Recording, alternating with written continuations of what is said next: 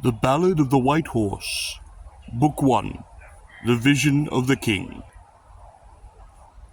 Before the gods that made the gods had seen their sunrise pass, the white horse of the White Horse Vale was cut out of the grass. Before the gods that made the gods had drunk at dawn their fill, the white horse of the White Horse Vale was hoary on the hill. Age beyond age on British land, aeons on aeons gone, was peace and war in western hills, and the white horse looked on. For the white horse knew England when there was none to know. He saw the first orb break or bend, he saw heaven fall and the world end. O God, how long ago! For the end of the world was long ago, and all we dwell today, as children of some second birth, like a strange people left on earth after Judgment Day. For the end of the world was long ago, when the end of the world waxed free, when Rome was sunk in a waste of slaves, and the sun drowned in the sea, when Caesar's son fell out of the sky, and whoso hearkened right could only hear the plunging of the nations in the night, when the winds of the earth came marching in to torch and crescent gleam, and the roads of the world that lead to Rome were filled with faces that moved like foam, like faces in a dream. And men rode out of the eastern lands, broad river and burning plain, trees that are Titan flowers to see, and tiger skies striped horribly with tints of tropic rain, where in's enameled peaks arise, and that inmost one, where ancient eagles on its brink, vast as archangels, gather and drink the sacrament of the sun. And men break out of the northern lands, enormous lands alone, where a spell is laid upon life and lust, and the rain is changed to a silver dust, and the sea to a great green stone, and a shape that moveth murkily in mirrors of ice and night, hath blanched with fear all beasts and birds, has death and a shock of evil words, blasts a man's hair with white. And the cry of the possums and purple moons, or the cry of the frost and foam, swept over around an inmost place, and the din of distant race on race cried and applied round Rome.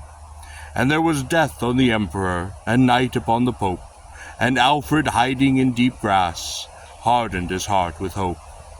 A sea folk blinder than the sea broke all about his land, but Alfred up against them bare, and gripped the ground and grasped the air, staggered and strove to stand. He bent them back with spear and spade, with desperate dike and wall, with foemen leaning on his shield and roaring on him when he reeled, and no help came at all. He broke them with a broken sword, a little towards the sea, and for 1 hour of panting peace ringed with a roar that would not cease, with golden crown and girded fleece, made laws under a tree.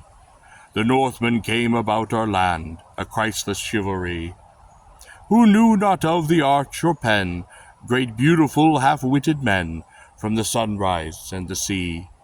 Misshapen ships stood on the deep, full of strange gold and fire, and hairy men as huge as sin, with horned heads came wading in through the long, low sea mire. Our towns were shaken of tall kings, with scarlet beards like blood. The world turned empty where they trod. They took the kindly cross of God, and cut it up for wood. Their souls were drifting as the sea, and all good towns and lads they only saw with heavy eyes, and broke with heavy hands. Their gods were sadder than the sea, gods of a wandering will who cried for blood like beasts of night. Sadly from hill to hill they seemed as trees walking the earth, as witless and as tall, yet they took hold upon the heavens, and no help came at all. They bred like birds in English woods, they rooted like the rose. When Alfred came to Athelay, they hid him from their bows. There was not English armor left, nor any English thing, when Alfred came to Athelay to be an English king. For earthquake swallowing earthquake, uprent the Wessex tree, the whirlpool of the pagan sway had swirled his sires as sticks away when a flood smites the sea. And the great kings of Wessex wearied, and sank in gore, and even their ghosts in their great stress grew greyer and greyer, less and less, with the lords that died in Lyonese, and the king that came no more. And the god of the golden dragon was dumb upon his throne, and the lord of the golden dragon ran in the woods alone. And if ever he climbed the crest of luck, and set the flag before, returning as a wheel returns, came ruin and the rain that burns, and all began once more. And naught was left King Alfred but shameful tears of rage, in the island in the river, in the end of all his age. In the island in the river he was broken to his knee, and he read with an iron pen that God had wearied of Wessex men, and given their country field and fen to the devils of the sea. And he saw in a little picture, tiny and far away, his mother sitting in Egbert's hall, and a book she showed him very small, where sapphire Mary sat in stall, with a golden Christ at play. It was wrought in the monk's slow manner, from silver and sanguine shell, where the scenes are little and terrible, keyholes of heaven and hell. In the river island of Athelay, with the river running past, in colors of such simple creed, all things sprang at him, sun and weed, till the grass grew to be grass indeed, and the tree was a tree at last. Fearfully plain the flowers grew, like the children's book to read, or like a friend's face seen in glass. He looked, and there Our Lady was. She stood and stroked the tall live grass, as a man strokes his steed. Her face was like an open word, when brave men speak and choose. The very colors of her coat were better than good news. She spoke not, nor turned not, nor any sign she cast, only she stood up straight and free, between the flowers and Athelay, and the river running past. One dim ancestral jewel hung on his ruined armor gray. He rent and cast it at her feet, where after centuries with slow feet, men came from hall and school and street, and found it where it lay. Mother of God, the wanderer said, I am but common king, nor will I ask what saints may ask to see a secret thing.